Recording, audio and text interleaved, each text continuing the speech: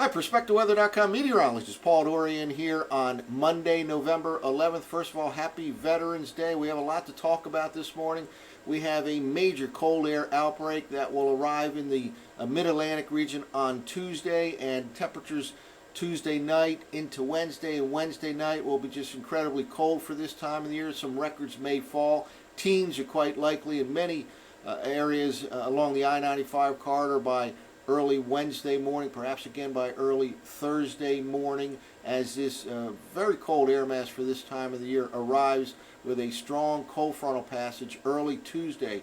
Preceding the blast of the cold air, it looks like there'll be a changeover from rain to snow, even in the I-95 corridor region on Tuesday, that could result in some snow and ice accumulations later tomorrow into tomorrow evening. We'll talk about that over the next few minutes. First of all, ongoing right now, it has already begun, is a pretty rare astronomical event. This is the homepage of the PerspectiveWeather.com website. For more information on this event going on right now, go to the website and pull up this story.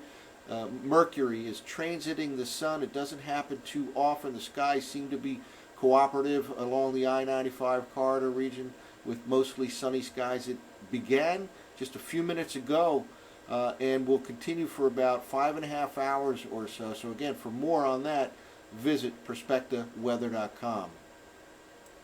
Well, here's the latest surface map, and here is that slow-moving, very, very strong frontal system. At least it has a lot of very cold air behind it, all anchored by strong high pressure over the northwestern U.S. Temperatures are already way below normal across the upper Midwest. Some snow is falling, and it looks like this whole event could result in significant accumulations in this area right in here over the next 12 to 24 hours or so. Michigan, northern Indiana, Ohio, all the upstate Pennsylvania, western New York, all the way across the interior sections of the northeast U.S. Some areas could even see 6 to 12 inches of snow from this event. And again, it's all occurring as we transition to some very cold air for this time of the year. And again, it's all anchored by strong high pressure that has dropped out of northern Canada into the northwestern part of the U.S. Here's the current radar from WSI's and Telecast.com. Again, a pretty nice day today in the I-95 corridor region in terms of a cloud cover for the Mercury's transit of the sun. It's already begun, and skies should cooperate with at least partly sunny skies, mostly sunny for most of the time over the next 5.5 hours or so. And again, the eastern part of the U.S. is actually one of the best places in the entire world to view this, because the entire transit will be after sunrise, and it began around 7:30 in the morning. Will again take place for another 5.5 hours or so. But just to our north and west, that slow-moving cold frontal system already producing snow all across the upper part of the Midwest, and all areas from, let's say, Michigan, northern Indiana, Ohio. This section right here will get a significant snowfall over the next 12 to 24 hours or so. But even in the immediate I-95 corridor region, and frankly all the way to the coast, I expect a transition tomorrow from rain to snow, and temperatures will actually fall during the day. And that poses a problem, because it could even be some black ice situations developing where prior rainfall freezes quickly on some roadway surfaces. But again, expecting to see some snowflakes even in the immediate I-95 corridor region on Tuesday as that colder air filters in, perhaps some small accumulations of snow and ice. Well, let's focus in on this transition to very cold air that's coming to the mid-Atlantic region. The frontal system itself, the surface front itself, passes through by sunrise, let's say, in the D.C., Philadelphia, New York City corridor. And yet all of the action, or much of the action with this frontal system, will be behind the front. We'll go into some of the reasons why over the next minute or two, looking at the upper air pattern. We're using the higher resolution NAM model. I think it has a better handle on the situation for the next 12 to 24 hours or so, 36 hours or so in the I-95 corridor region. We're looking at 250 millibars, and I want to point out a very impressive jet streak that will be behind the frontal system, causing some upward motion in the I-95 corridor region on Tuesday. So, excuse me, this will be when temperatures are falling through the 30s. The rain should change to snow, and this jet streak is providing the upward motion for that precipitation. Let's move forward here in hourly increments through the day today. Again, a dry day today in the I-95 corridor region, but let's now move into the late night hours here. We go into around midnight or 1 a.m. and low pressure is forming along that cold frontal boundary zone, but watch what happens in the upper levels here by tomorrow morning. Here we go. We have the development, an intensification of an upper level jet streak, and if you're on the right side of that jet streak, there will be strong upward motion indeed. That's what will happen. The surface front, by this time, trailing this low pressure system right here, that surface front should be coming through the I-95 corridor region. This is early tomorrow morning, about 7 a.m. tomorrow morning. So the surface front comes through, and then we're under the influence of this very strong upper level jet streak that will produce upward motion in the cold air behind the frontal system. That's why I expect to see rain changing to snow, not only in the immediate I-95 corridor region, but all the way to the coastline. Cold air sometimes gets hung up a little bit in the mountains, and then all of a sudden kind of floods in all the way to the coast. That could happen tomorrow, where just a few hour period it changes from rain to snow, even all the way to the coast as the cold air kind of comes rushing in down the mountains to the coastal plain here.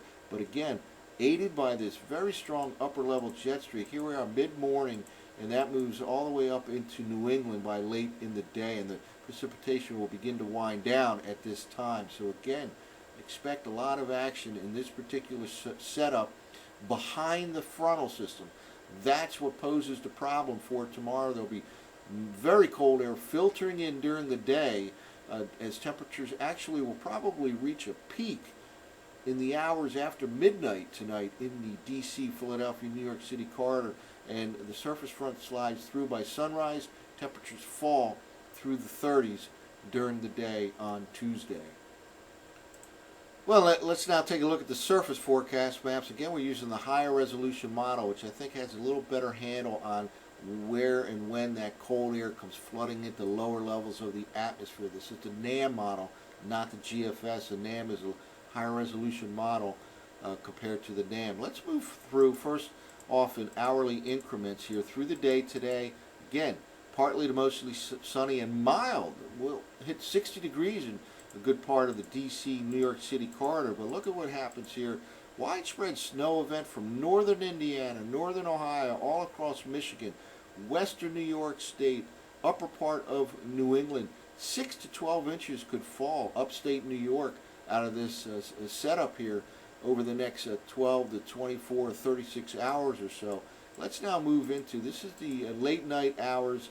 Still dry, probably up to about midnight, but then after midnight in the I-95 corridor region, rain should break out. It should be raining first thing tomorrow morning, but at this time, notice here, this is 7 a.m. tomorrow morning. Low pressure now over southern New England.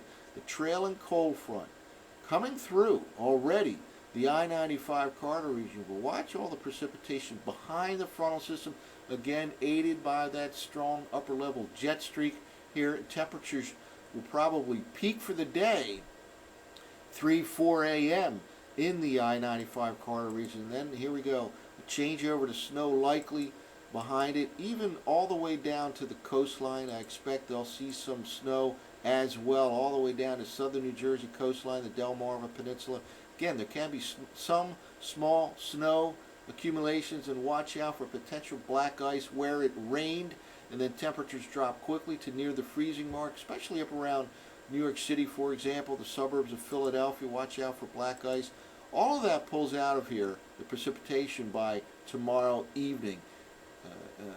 Winds pick up, and temperatures tomorrow night drop down into the teens in many spots of the I-95 corridor region, perhaps record-breaking lows by Wednesday morning. Wednesday itself will be really incredibly cold for this time of the year. Well, strong high pressure on top of the region, despite sunshine on Wednesday and really rather light winds.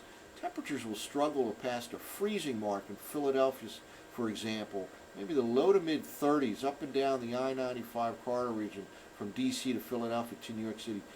Some 25 to 30 degrees below normal for the middle part of November. Quite incredibly cold.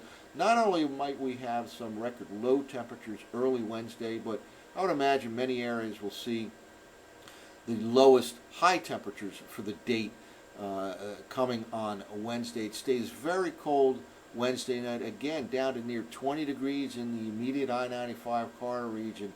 Not quite as extreme on Thursday and Friday, but still below normal for this time of the year. So we have some snow tomorrow as the colder air filters in, maybe even some black ice to watch out for, and then extremely cold for this time of the year, Tuesday night, Wednesday, and Wednesday night.